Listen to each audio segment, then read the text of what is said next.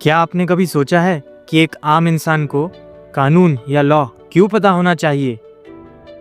क्योंकि आपकी ज़िंदगी का हर छोटा बड़ा फैसला, चाहे पर्सनल हो या प्रोफेशनल, किसी ना किसी लॉ से कनेक्टेड है।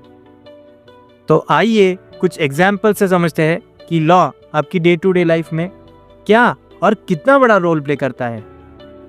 फॉर एग्जाम्पल, अगर आप शादी कर रहे हैं या फिर अपने प्रॉपर्टी की विल बना रहे हैं, तो यहाँ पे फैमिली या पर्सनल लॉज पिक्चर में आ जाते हैं। सिमिलरली, आप ये सोचिए कि अगर आपको कोई प्रॉपर्टी रेंट पे देनी है या फिर कोई कॉन्ट्रैक्चुअल अग्रीमेंट साइन करना है, तो इस केस में कॉन्ट्रैक्चुअल लॉ आपकी मदद करेगा।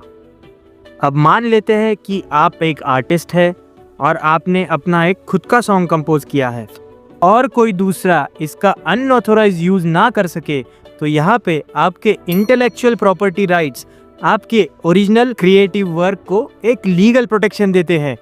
और ऐसे ही जाने अनजाने में हम अपने डे टू डे लाइफ में मल्टीपल लॉज के साथ डील कर रहे होते हैं, जैसे कि criminal law, civil law, consumer protection law, property law, land law, labour laws, international law, और सबसे इम्पॉर्टेंट है the supreme law of the land which is the Constitution of India.